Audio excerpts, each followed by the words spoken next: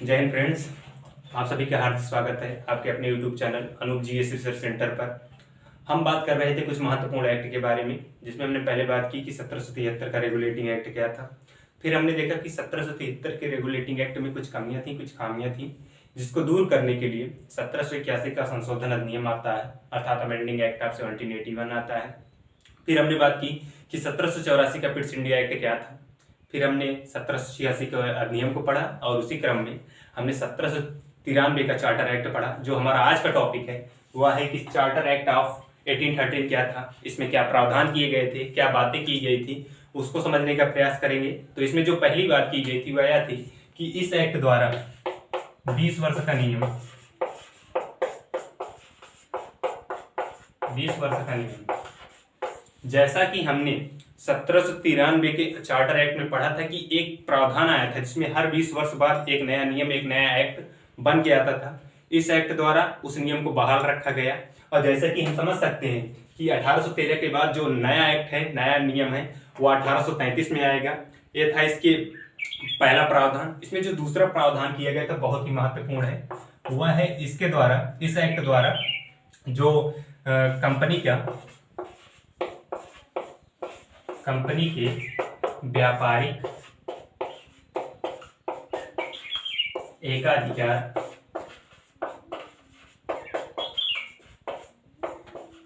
को चाय और चीन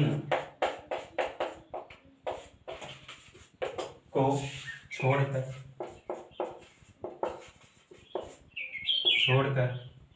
समाप्त कर दिए गए।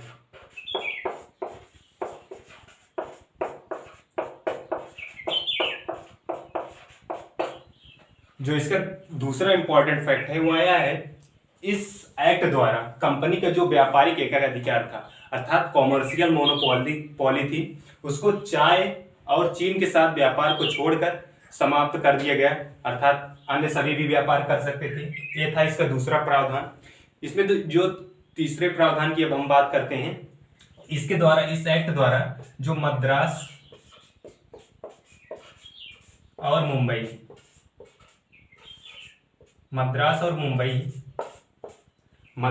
मुंबई जो बहुत ही शक्तिशाली थे, उनकी शक्तियों को कम कर दिया गया। ये था इसका तीसरा प्रावधान। अब हम बात करते हैं कि अपने चौथे प्रावधान में, इसमें जो चौथा प्रावधान किया गया था वह यह था कि इस एक्ट द्वारा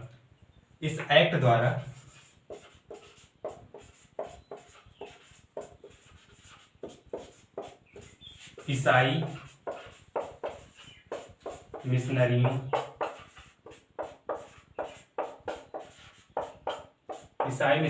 को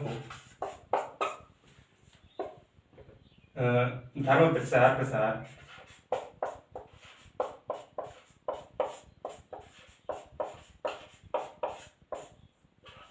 की छूट दे दी गई। अर्थात इस एक्ट द्वारा जो ईसाई धर्म का प्रचार प्रसार है, जो इसके ईसाई धर्म की मिशनरियां थी, उसको छूट दे दी गई। और इसमें हम देखते हैं कि भारत में जो एक कुप्रथा चली आ रही थी, जिसको हम दास प्रथा के नाम से जानते हैं, दास प्रथा, इसी अधिनियम, प्रावधान द्वारा, इसमें जो 1843 में नियम नंबर 5 था, उसके तहत जो भारत में एक कुप्रथा चली आ रही थी, जिसको दास प्रथा के नाम से जानते हैं, उसको समाप्त कर दिया गया। और जो समाप्त किए थे, उनका जो इसमें मेन आदमी थे, उनका नाम था एलन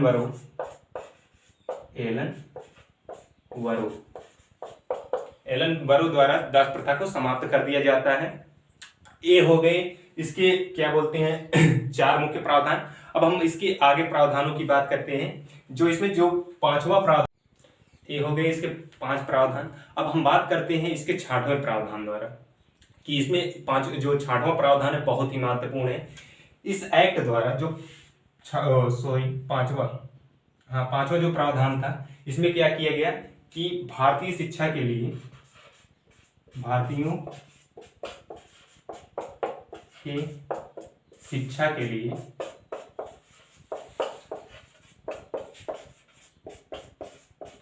1,00,000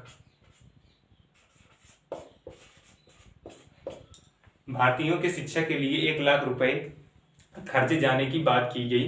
और इसमें ये हो गए इसके 5 प्रावधान। इसका जो 6वां प्रावधान था वह आया था, इस एक्ट द्वारा जो कंपनी के कर्मचारी थे उनको भारत में रहने का अर्थात निवास करने का भी अधिकार दे दिया गया। अर्थात कंपनी के कर्मचारियों को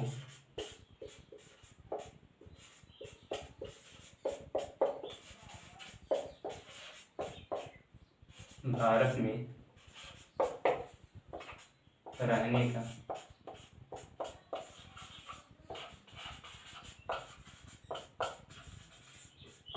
अधिकार दे दिया गया।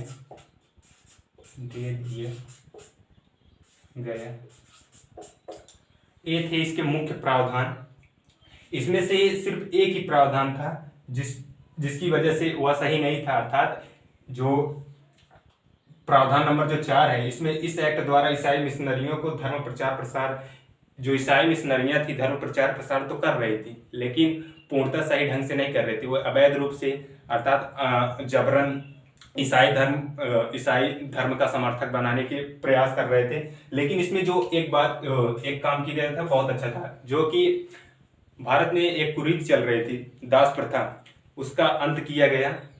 इसलिए इसमें एक बात तो सही की गई थी लेकिन अदर जितनी भी बातें की गई थी वो सभी गलतें थी। और ये थे इसके मुख्य प्रावधान। बस इतना ही।